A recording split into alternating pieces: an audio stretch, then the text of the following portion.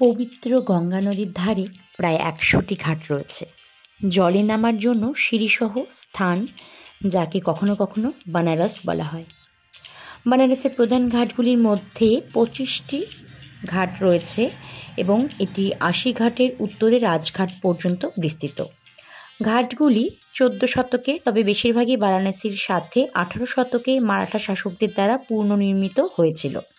এগুলো হয় ব্যক্তিগত মালিকাধীন অথবা হিন্দু পুরাণে বিশেষ তাৎপর্যপূর্ণ এবং মূলত স্নান এবং হিন্দু ধর্মীয় আচার অনুষ্ঠানের জন্য ব্যবহৃত হয়।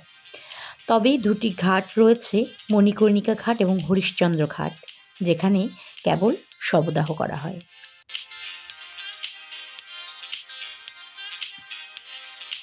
দশাশ্বমেধ ঘাট থেকে নদীর ধারে ভোরবেলা নৌকা ভ্রমণ করা পর্যটকদের জন্য কিন্তু অত্যন্ত বাঞ্ছনীয়।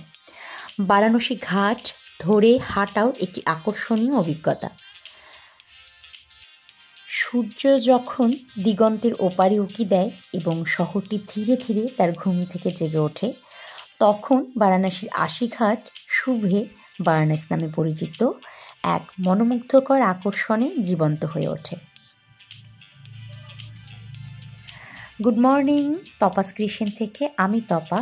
আজকে আপনাদের সাথে যে ব্লগটা শেয়ার করছি, বারাণসীতে আমরা যে ঘাটগুলো ঘুরে দেখেছি তার মধ্যে কিছু কিছু ঘাটের ভিডিও আমি শেয়ার করছি আপনাদের সাথে। তো প্রথমেই সকালবেলা ভোরবেলা আমরা গেছিলাম কেদারনাথ ঘাটে। তো কেদারনাথ ঘাটে আমাদের হোটেলের একদম পাশেই ছিল ঘাটটা। তো সকালবেলা আমরা সেদিন সেই ঘাটে স্নান করেছিলাম। আর একদম যেহেতু হোটেলের পাশে, তো তার জন্য আমরা একদম হেঁটেই গেছিলাম এবং ঘাটে যাওয়ার রাস্তাটা না এই যে অনেকটা এরকম। একটু রাস্তাটা একটু শেয়ার করছি আপনাদের সাথে। মানে ঘাটের কাছাকাছি প্রায় চলেই এসেছি। এই জায়গাটা একদম গুহার মতন আর কি, ভেতরে ঢুকে ঘাটটা মানে দেখতে হয়, কিন্তু ঢুকলে চারপাশটা অন্ধকার। তারপরে যে ভিউটা দেখা যায়, জাস্ট ওয়াও, অসাধারণ দৃশ্য। ঘাটটা দেখলে পরে সত্যি মন প্রাণ জুড়িয়ে যায়।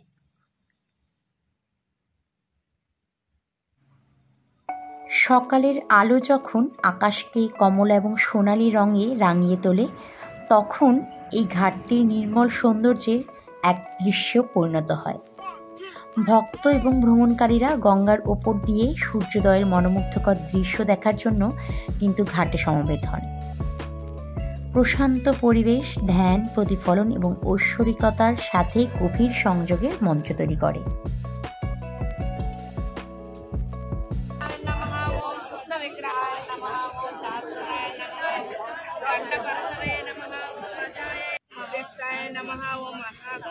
বানারসে জাদু উন্মোচন করার এবং আধ্যাত্মিক আশ্রয়স্থলে সকলের আত্মা আন্দোলনকারী আকর্ষণকে আলিঙ্গন করার জন্য একটি তথ্যবহুল যাত্রায় আমার সাথে আপনারা যোগ দিন। বারাণসীতে আসা লক্ষ লক্ষ তীর্থযাত্রীর কাছে গঙ্গায় পবিত্র স্নানের সকালের রীতি একটি পবিত্র ঐতিহ্য। সূর্যের প্রথম রশ্মি গঙ্গার জলে স্পর্শ করার সাথে সাথে ভক্তরা পবিত্র নদীতে নিজেদের ডুবিয়ে দেন। বিশ্বাস করেন এটি তাদের পাপ পরিষ্কার করে এবং আধ্যাত্মিক আশীর্বাদ প্রদান করে। গঙ্গা স্নানে অংশগ্রহণকারীরা অসংখ্য তরুণ তরুণী, বৃদ্ধ এবং বিভিন্ন ধরনের মানুষেরা গভীর আধ্যাত্মিক বিশ্বাসকে প্রতিফলিত করে। সকালে স্নান করে, আসলে সেদিনই ছিল আমাদের বারাণসীতে থাকার আর কি লাস্ট ডে। তো সকালে স্নান করার পর আমরা খাওয়া দাওয়া করে একটুখানি ১-১.৫ ঘন্টার জন্য বাজার ঘুরে আবার আমরা চলে আসি শিবালা ঘাটে। এই ঘাটগুলো পরিদর্শন করতে সত্যি খুব ভালো লাগে। আর সেই দিনটা ছিল আমাদের, ওই দিনটা রাখা ছিল শুধু সারাদিন ঘাট পরিদর্শন করার জন্য। তো এই ঘাটটা হলো শিবালা ঘাট।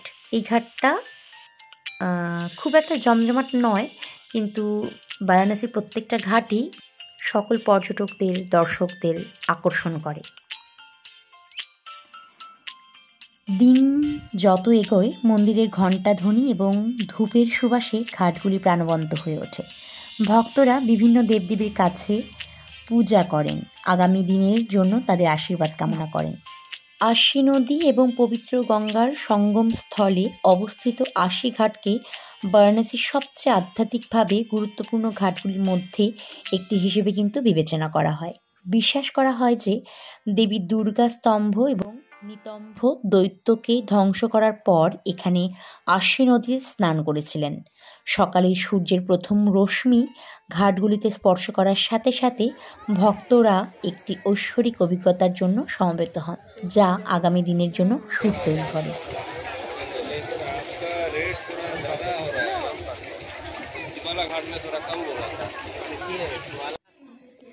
জনপ্রিয় ঘাটগুলির মধ্যে দশাশ্বমেধ ঘাট রয়েছে, সেটাও ভীষণই জনপ্রিয়। দশাশ্বমেধ ঘাট থেকে কিন্তু নদীর ধারে ভোরবেলা নৌকা ভ্রমণ করা পর্যটকদের জন্য কিন্তু অত্যন্ত বাঞ্ছনীয়।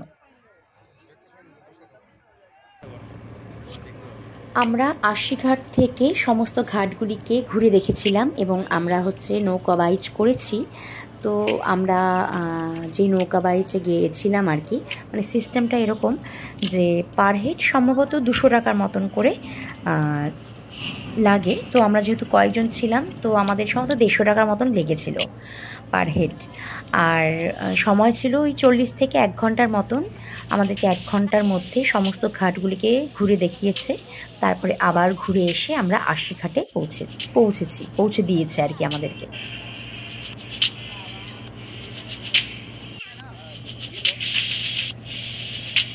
আর এই জনবহুল যে ঘাটটা দেখতে পাচ্ছেন এটা হচ্ছে দশাশ্বমেধ ঘাট।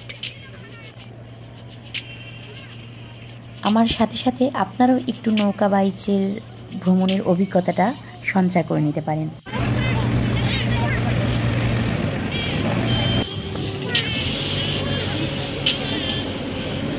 কাশী বিশ্বনাথ টেম্পল এটা এখানে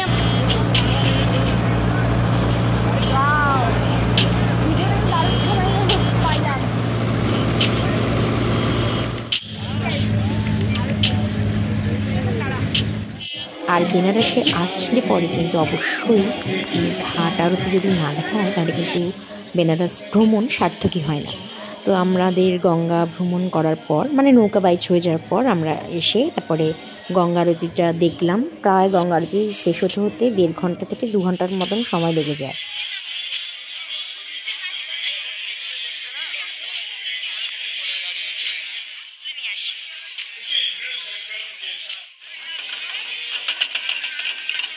আজকের ব্লগটা কেমন লাগলো একটু জানাবেন কমেন্ট করে। আর এভাবেই তপাস ক্রিয়েশনের সাথে জুড়ে থাকবেন। আগামীতে খুব তাড়াতাড়ি অন্য কোনো ব্লগে দেখা হচ্ছে। আর সম্পূর্ণ ভিডিওটি দেখার জন্য অনেক অনেক ধন্যবাদ।